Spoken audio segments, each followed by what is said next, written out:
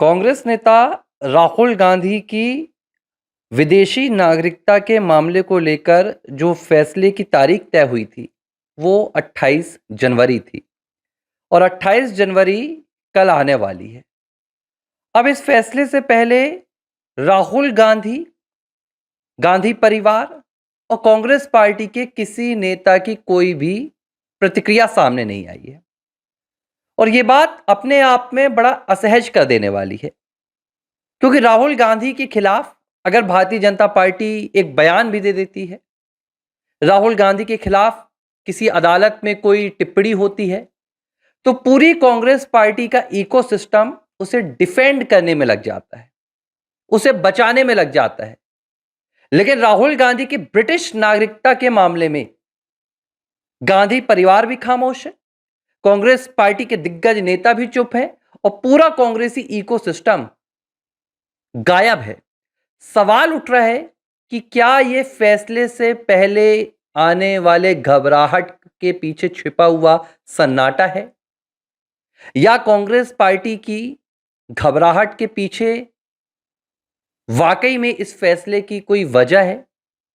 पूरी चर्चा करेंगे। सबसे पहले स्वागत है आप सभी मेरे साथियों का एबीसी हिंदी के इस मंच पर। आप सभी लगातार हमारा साथ दे रहे हैं, तो एक बार आपसे फिर से विनती है, ज्यादा से ज्यादा सब्सक्राइब कीजिए, राष्ट्रवादी विचारधारा को और बढ़ाइए।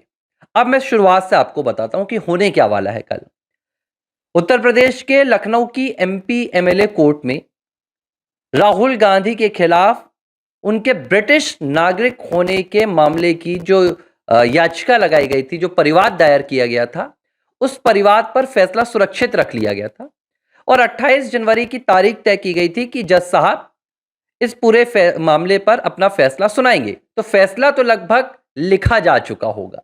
जिस वक्त आप ये वीडियो सुन रहे हैं उस वक्त ये तय हो चुका होगा, क्या वाकई में राहुल गांधी ब्रिटिश नागरिक हैं?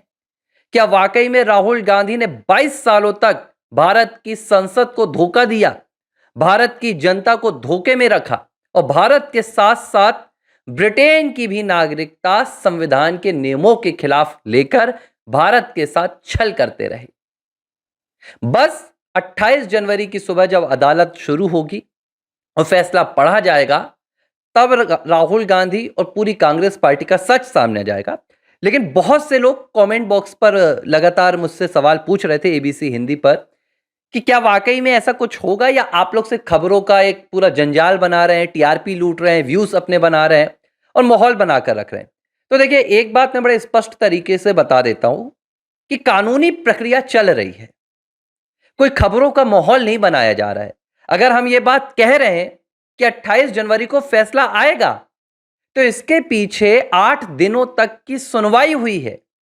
लखनऊ की एमपी एमएलए कोर्ट में 20 घंटे तक बहस हुई है। भारत के गृह मंत्रालय से लेकर ब्रिटेन के गृह मंत्रालय तक से जुटाए गए सबूत अदालत में पेश किए गए हैं, जिरा हुई है, गवाह सुने गए हैं, याचिकाकर्ता ने बहस की है, मामले में जज ने तमाम पहलुओं को समझा है और पूरी गर्माहट का माहौल रहा है 8 दिनों तक। और यह सब होने के बाद भी अगर ये सवाल किया जा रहा है कि क्या कुछ नहीं होगा, तो देखिए, अंतिम फैसला तो जज का होता है, हम अदालत नहीं है, हम ये फैसला सुना नहीं सकते, हम सबूत दे सकते हैं, जो काम याचिकाकर्ता कर रहे हैं, और हम याचिकाकर्ताओं से अदालत से मिली हुई अपडेट्स आप तक पहुंचा रहे हैं। तो हम फैसला लिखने वाले नहीं है जो हम कह दें कि हां, राहुल गांधी को कल जेल हो जाएगी। लेकिन वहां क्या हो रहा है, यह हम आप तक पहुंचा रहे हैं। अब देखिए, रही बात कि क्या होने वाला है, तो यह परिवाद दायर किया गया है। परिवाद तब दायर किया जाता है जब किसी मामले में पुलिस के द्वारा सीधे एफआईआर दर्ज नहीं की जाती है, तो अदालत से आदेश की जरूरत पड़ती है।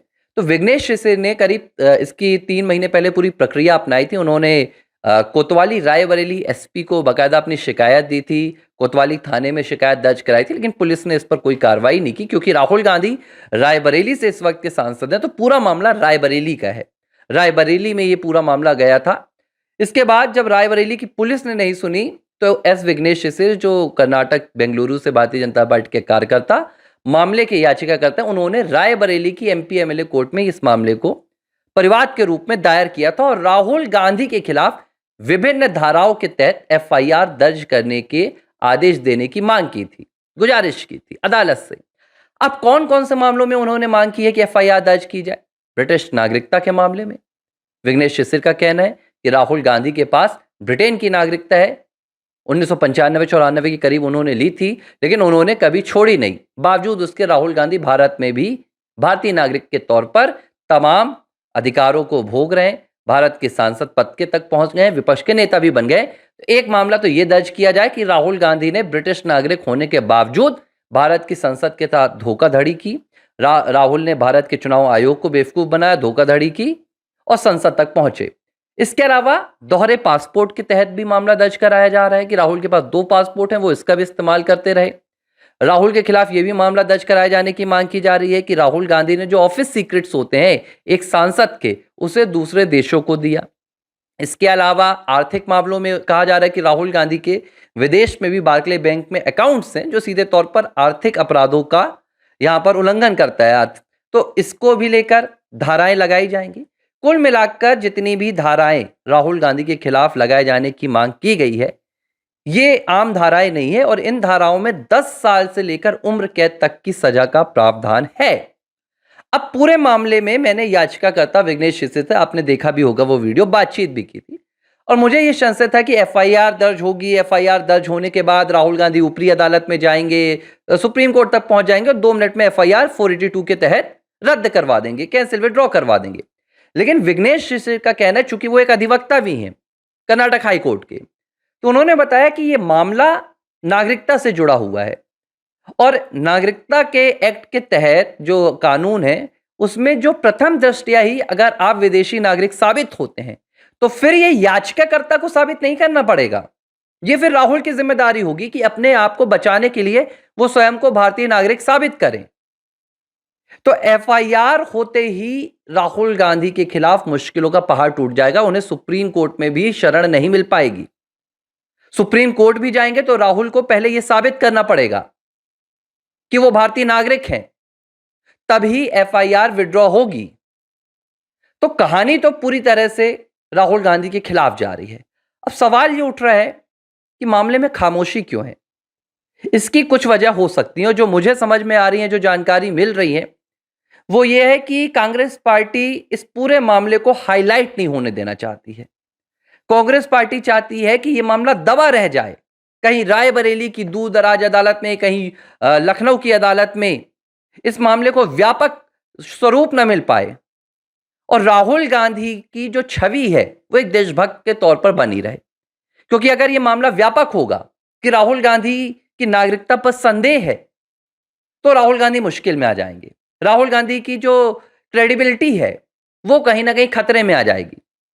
अब मैं उदाहरण दे रहा हूं आपको। सुप्रीम कोर्ट में एक टिप्पणी आई थी कि वाकई में क्या राहुल गांधी सच्चे भारतीय हैं। ये सुप्रीम कोर्ट के जज ने कहा था राहुल के चीनी सैनिकों को लेकर और भारतीय सैनिकों को लेकर दिए गए बयान पर।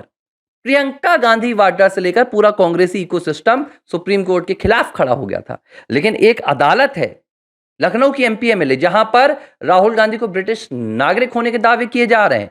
8 दिनों तक जिरह हुई, 20 घंटे की बहस, लेकिन कांग्रेस पार्टी पूरी तरह से खामोश है। मतलब साफ है, तूफान आने से पहले बुरी तरह सन्नाटा पसरा हुआ है। अब 28 जनवरी तय करेगी राहुल गांधी भारत में विपक्ष के नेता के तौर पर बरकरार रहेंगे, रायबरेली से सांसद के तौर पर बरकरार रहेंगे, या देश के एक सबसे बड़े धोखेबाज सांसद के तौर पर शुमार होंगे। एबीसी हिंदी न्यूज, आज ही जुड़िए हर खबर के साथ।